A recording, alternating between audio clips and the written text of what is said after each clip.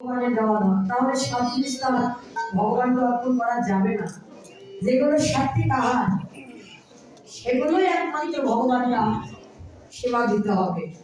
রাজস্বিক আমিষ জাতীয় যেগুলো খাদ্য ওগুলো ভগবানকে দেওয়া যাবে না। ওগুলো হাতে নিয়ে বলতে হবে, প্রভু এখান থেকে আমার লোভ লালসা কবে দূর হবে, এখান থেকে আমার এই মনটা কবে দূরে যাবে, কবে আমি সাত্বিক আহারে আহারি হতে পারবো, কবে তোমার চরণে আত্মনিবেদন করে তোমার চরণে দাসত্ব হতে পারবো, কবে আমি সাত্বিক আহার করতে পারবো।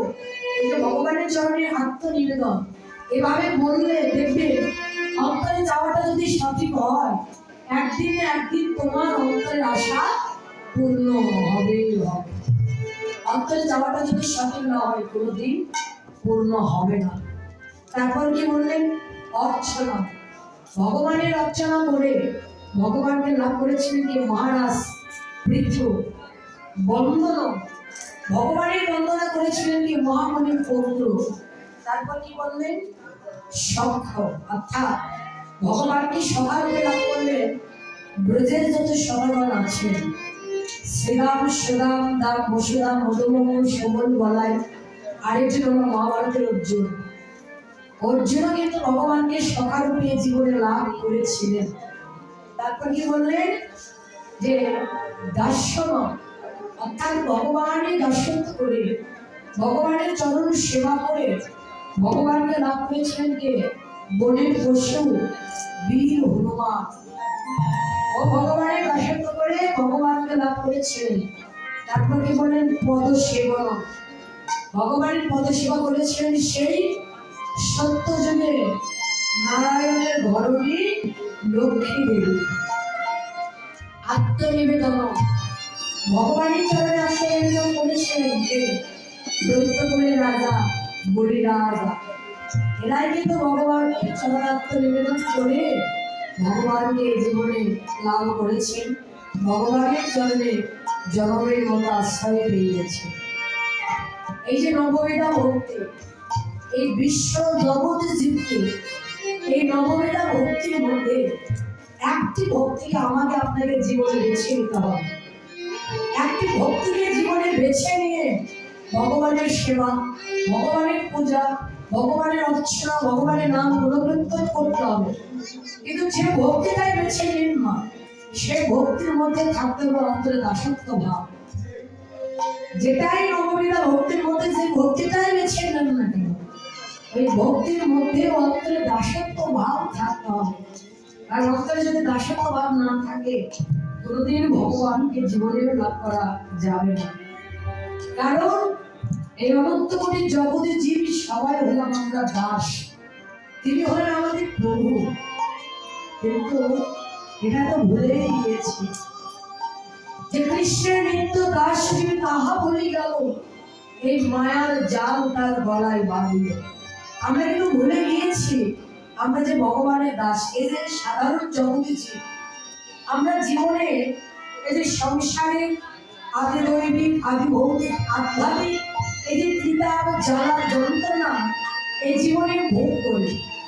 সংসারের জীবনে অনেকের অনেক রকম কষ্ট আছে, অনেকের অনেক ধরনের কষ্ট আছে, অনেকে দুঃখ করি, অনেকে কাঁদি।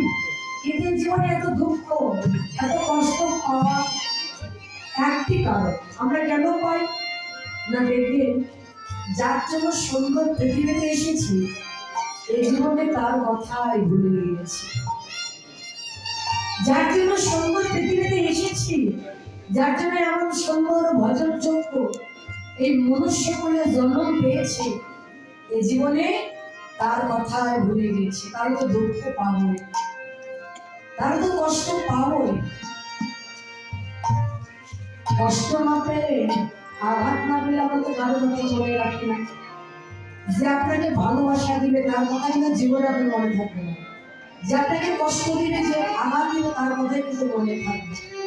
তাই বললেন ওই নিচে মায়ার সংসারের কথা আলোচনা না করে, ওই কথাটুকু শ্রবণ না করে তোমরা যদি পারো ভগবানের লীলা কথা শ্রবণ করো। যে যখন যেটুকু সময় পাবে সেটুকু ভগবানের ভাগবত কথা ভক্তি সহকারে শ্রবণ করে। শ্রবণ করিতে করিতে এই যে রাজা পরীক্ষিত, একে অভিমন্যুর ছেলে, তিনি কিন্তু একমাত্র জানতে পেরেছিলেন যে 7 দিন পর তিনি সর্পদংশনে মারা যাবেন। রাজা পরীক্ষিত তিনি কিন্তু জানতে পেরেছেন যে 7 দিন পর তিনি সর্পদংশনে মারা যাবেন। তাই গুরুদেবের কাছে গিয়ে বলেছিলেন, গুরুদেব, আমি তো 7 দিন পর সর্পদংশনে মারা যাব, তা আমার কর্তব্যটা কি, আমার কি করা প্রয়োজন? বলেছেন, পরীক্ষিত, তুমি যখন জানতে পেরেছ যে 7 দিন পর তুমি সর্পদংশনে মারা যাবে, তুমি আর বিলম্ব করো, তুমি এখন থেকেই ভগবানের লীলা কথা শ্রবণ করো, ভগবানের ভাগবত কথা শ্রবণ করো। দেখবে জানতে অজান্তে জীবনে যত পাপ করেছ সমস্ত পাপ দূরে গিয়ে হৃদয়ে কৃষ্ণ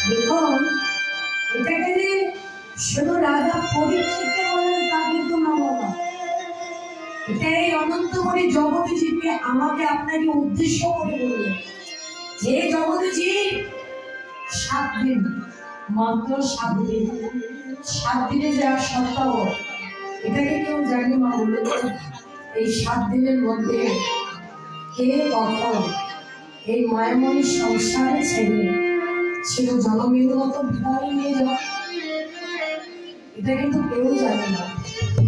আমাদের বিশ্বাসের কখনোই বিশ্বাস, কদারূপ অবিশ্বাস, এই বিশ্বাস কখন তার সঙ্গে বিশ্বাসঘাতকতা করবে, এটা কিন্তু আমরা কেউ জানি না বাবা।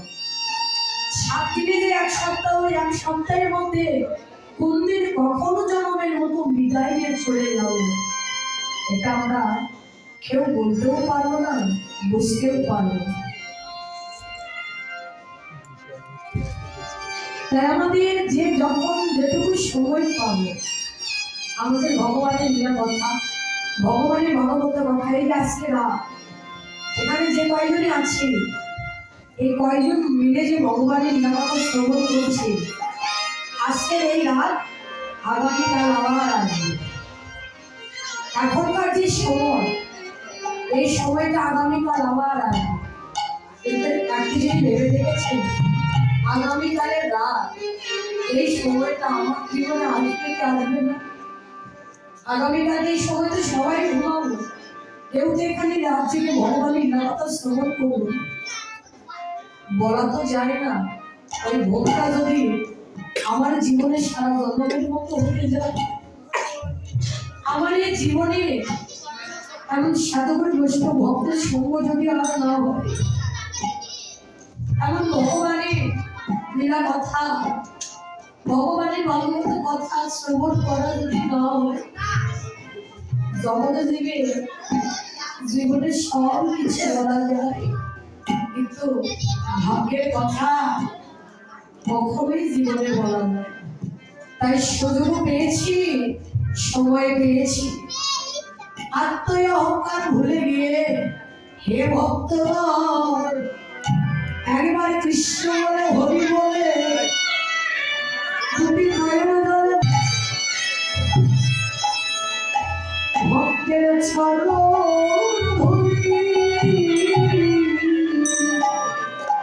তোমরা জানতে রাখো ভক্তের ছাড়া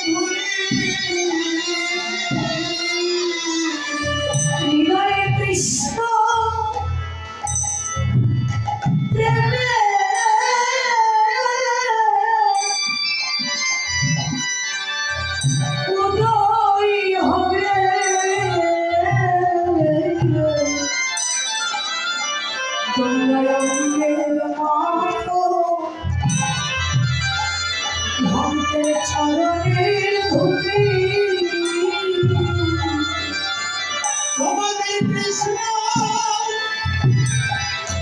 হরে কৃষ্ণ